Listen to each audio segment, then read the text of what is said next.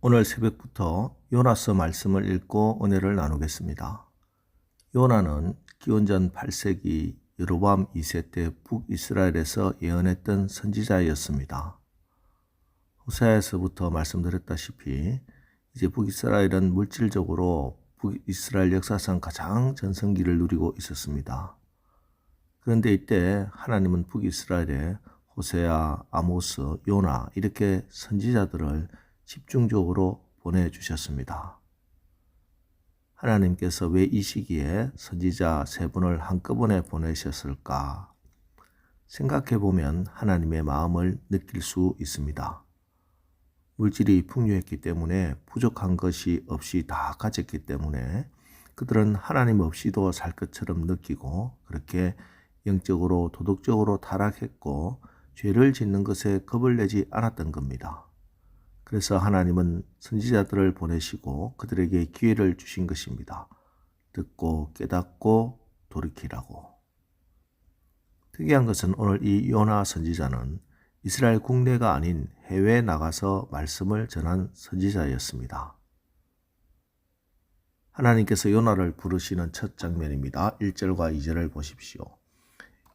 여호와의 말씀이 아미떼의 아들 요나에게 임하니라.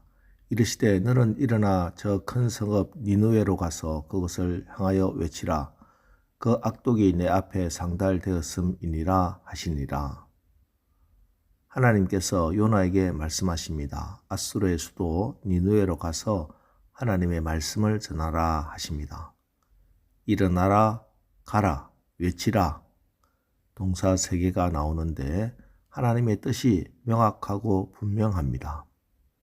그런데 요나는 마음이 내키지 않습니다. 왜냐하면 당시 아수르는 북이스라엘과 적대 관계에 있었기 때문입니다. 하지만 선지자는 이런 여러 가지 정치적 상황이나 입장, 자기 생각이나 자기 뜻이 아니라 하나님의 뜻대로 말씀을 전해야 합니다. 그게 선지자의 사명입니다. 그래서 지금까지 우리가 살펴본 여러 선지자들은 인간적인 관계에 매이지 않았습니다. 호세아를 보십시오. 호세아가 고멜과 결혼하지 않았습니까?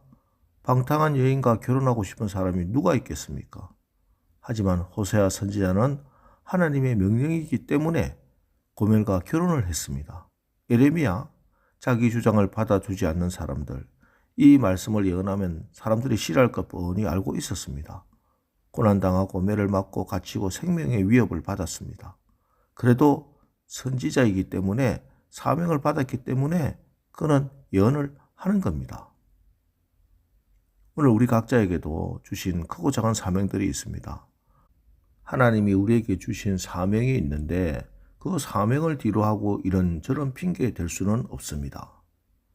하지만 3절 그러나 요나가 여호와의 얼굴을 피하려고 일어나 다시스로 도망하려 하여 욥바로 내려갔더니 마침 다시스로 가는 배를 만난지라. 여호와의 얼굴을 피하여 그들과 함께 다시스로 가려고 배삭을 주고 배에 올랐더라. 짧은 3절 1절 말씀에 여호와의 얼굴을 피하려고 하는 말씀이 2번이나 나옵니다. 요나는 하나님의 얼굴을 피할 수 있다고 생각했습니다. 피한다면 피해진다고 생각한 겁니다. 미련하기 짝이 없는 인생입니다. 참 우리도 돌아보면 우리 인생길에서 하나님이 우리에게 주신 사명과 명령을 우리는 얼마나 많이 거부했는지 모릅니다. 참 우리가 요나입니다. 오늘 3절 말씀에 보면 눈여겨볼 단어가 하나 등장하는데 마침이라는 단어입니다. 마침 다시스로 가는 배가 그에게 시간에 맞춰 온 것입니다. 자, 이것이 사단이 요나에게 준 착각입니다. 그 봐라, 하나님의 말씀을 듣지 않고 피해도 이렇게 시간 맞춰 배가 오지 않느냐? 여러분, 이 땅에는 하나님도 역사하지만 사단도 역사합니다. 사단이 우리에게 하나님의 명령을 거역하고 하나님이 주신 사명의 길을 피하도록 여러 가지로 역사합니다. 여러 가지 말로, 이론으로, 사상으로, 환경으로 사단이 역사합니다. 마침 배가 오는 것, 하나님이 보내주신 것이 아닙니다. 사단이 보낼 배일 가능성이 훨씬 더 높습니다. 우리가 하나님의 사명을 피하고 나갔는데 생각보다 일이 잘 됩니다. 생각보다 모든 일이 잘 풀려갑니다. 돈도 잘 굴리고 인간관계도 더 잘 풀립니다. 마침, 때마침 얼마나 좋은 일들이 자주 일어나는지 모릅니다. 그러나 그때 깨달아야 합니다. 사단이 일을 되게 만들어주는구나. 하나님이 일을 되게 만드는 것이 아니라 사단이 일을 되게 만들어주는구나. 이것이 분별되고 깨달아지는 사람이 복된 사람입니다. 마침 배가 와서 일이 술술 풀리는 이때 오늘 3절 말씀을 보면 내려가다라는 단어가 나옵니다. 히브리어 야라드라는 단어를 쓰고 있습니다. 인생의 내리막길을 걷고 있는 겁니다. 사명을 피하는 자, 야라드, 내려가는 인생을 걸어가는 겁니다. 원어로 보면 야라드가 한 번 아니라 2번이나 반복되어 나옵니다. 배에 올랐더라, 우리말에는 올랐더라고 번역했지만 히브리어 성경에는 똑같이 야라드입니다. 그런데 이 야라드, 내려가다라는 말은 3절 말씀에만 나오는 것이 아닙니다. 5절 말씀에도 요나는 배 밑층에 내려가서 배 밑바닥까지 내려갑니다. 야라드하고 야라드하고 또 야라드 하면서 인생의 내리막길로 치닫는 겁니다. 그렇습니다. 우리가 하나님의 얼굴을 피하면 인생이 술술 풀리는 것 같아도 사실은 야라드하고 야라드하고 또 야라드하는 저 인생 밑바닥으로 곤두박질 치고 있는 겁니다. 그러다가 완전히 깊이 잠이 든지라. 실제로 피곤해서 육신이 잠든 것이기도 하지만 완전히 영적으로 무감각해지고 영적 민감성이 둔해져서 하나님이 부르는 그 소리, 그 파도 소리도 들리지 않고 그 영이 완전히 잠들고 말았습니다. 이뿐만이 아닙니다. 12절 그가 대답하되 나를 들어 바다에 던지라. 그리하면 바다가 너희를 위하여 잔잔하리라. 너희가 이 큰 폭풍을 만난 것이 나 때문인 줄을 내가 아노라 하니라. 제비가 뽑혔습니다. 요나가 뽑혔습니다. 요나는 드디어 이 문제가 자기로 인한 것임을 깨닫습니다. 그런데 요나는 기도하지 않습니다. 회개하지 않습니다. 고집스럽게 나를 들어 바다에 던지라고 합니다.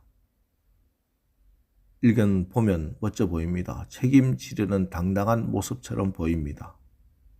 하지만 여러분, 이것을 아셔야 합니다. 우리는 책임지는 사람이 아닙니다. 우리에게는 책임질 능력도 그런 자격도 없습니다. 책임은 하나님이 지시는 것입니다. 우리는 죄를 자복하고 회개하며 기도하는 사람입니다. 내가 잘못해서 이 문제가 생겼으니 내가 책임지고 죽겠다. 자기 하나 죽으면 그만인가요? 이것은 끝까지 알량한 자기 자존심을 지키려는 교만이요 고집스러운 만용이고 죄입니다. 하나님 앞에 무릎을 꿇어야 합니다. 하나님 앞에 죄를 고백하고 엎드려 구하고 기도해야만 합니다. 오늘 새벽 우리가 요나임을 누구보다 우리 스스로 잘 알고 있습니다. 각자에게 말씀하시는 하나님의 말씀을 붙들고 기도하고 이제 세상에 나가 우리에게 주신 그 사명 잘 감당하는 오늘 하루가 되시기를 주님의 이름으로 축원합니다. 기도하겠습니다. 하나님, 오늘 새벽부터 요나서 말씀을 읽습니다. 오늘 말씀을 통해 하나님의 부르심, 하나님이 주신 사명을 피해 내려가고 내려가는 그 요나의 모습 속에서 나의 모습을 봅니다. 우리에게 영적 분별력 주시어 눈에 보이는 것이 잘 되는 것이 꼭 하나님의 역사가 아닐 수 있음을 깨닫게 하시고 오늘 주신 말씀 따라서 나에게 주신 사명 잘 감당하는 귀한 삶을 사는 복된 자들 되게 하옵소서. 예수님의 이름으로 기도합니다. 아멘. 자, 이제 오늘 말씀을 붙들고 주여 오늘 하루도 우리가 주신 사명에 충성하는 복된 날을 살게 하옵소서. 우리 합심해서 기도하고 나가겠습니다. 우리 기도하겠습니다.